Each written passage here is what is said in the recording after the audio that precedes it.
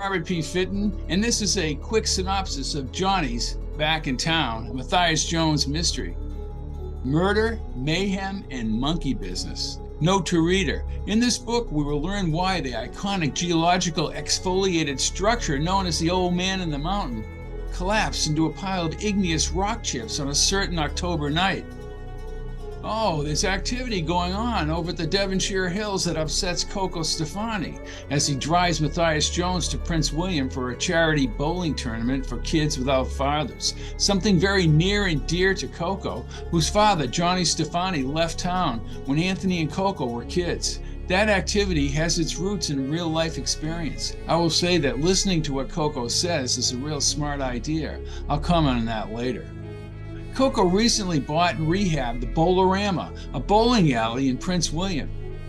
Where the money came from, I dare not say, but I think you know. The setup for this murder is a casual conversation between Jones, Coco, Father Gallagher, and the upstanding citizen Chet McLaughlin, an accounting and economics professor at Hamilton College.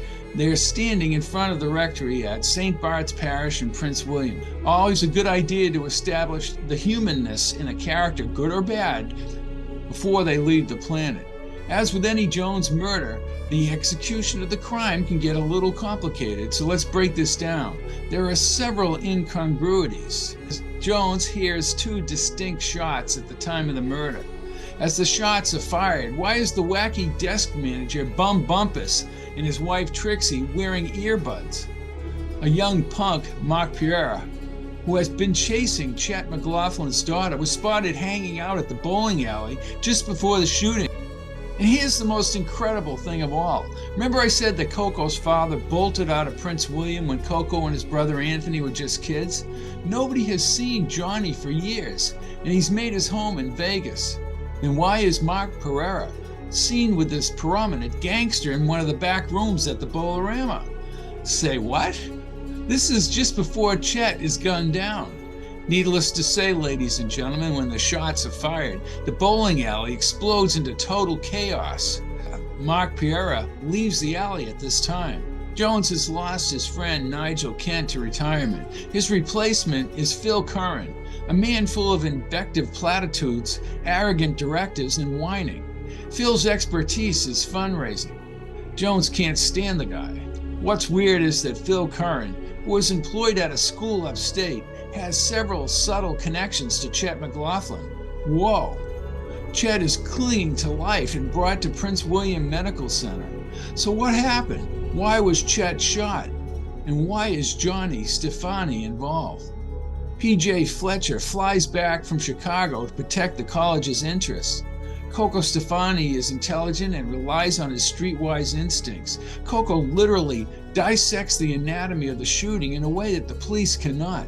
Coco knows the nooks and crannies of the Bowlerama building from the rehab and from when he and Anthony were both kids. Only Coco's prowess and inside knowledge establishes that this was a professional hit. Chet's background, investigated by Jones, proves to be unbelievable, yet Jones verifies it. Now what? Credible death threats against Jones and Franny determine what happens next. PJ tells them to leave the Prince William area for a few days, but Jones is accumulating background information on Chet, and so is Coco.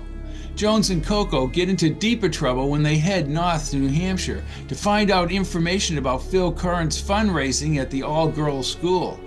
Coincidentally, also heading north for some anniversary weekend is Arnie and Bucky, along with Ralph Waldo Muddy Jacobs and the Brannigan boys. Jones realizes that something is being covered up, and after confronting the school personnel, he and Coco find themselves in great danger. A wild scene occurs at the hotel later, and it's combined with the Hamilton contingent of Arnie, Bucky, and the Brannigans. As crazy as the hotel scene is, it is not the final confrontation scene of the book. That scene involves Coco and Jones facing Phil Curran and Johnny Stefani in a cataclysmic and certain death. And what of the old man in the mountain? Okay, the old man of the mountain collapsed into the valley on May 3rd, 2003. The Hamilton contingent, featuring Arnie and Dewars, are there on that fateful evening when the old man was no more. As for the book, it ends with Jones and Coco watching a complete video starring Arnie Dewars and the demise of the old man. This book completes the circle of Coco's relationship with his father, Johnny Stefani, which the collapse of the old man in the mountain takes place at the same time. Johnny's Back in Town is located at Amazon in Kindle and paperback, and a superb audio recording is for sale at audible.com. I'm Robert P. Fitton, and this has been a quick synopsis of Johnny's Back in Town. P.S. If you read Johnny's Back in Town, you'll know what was going on with the cars on the Devonshire Hills. Now, do I know of any such activities in my lifetime?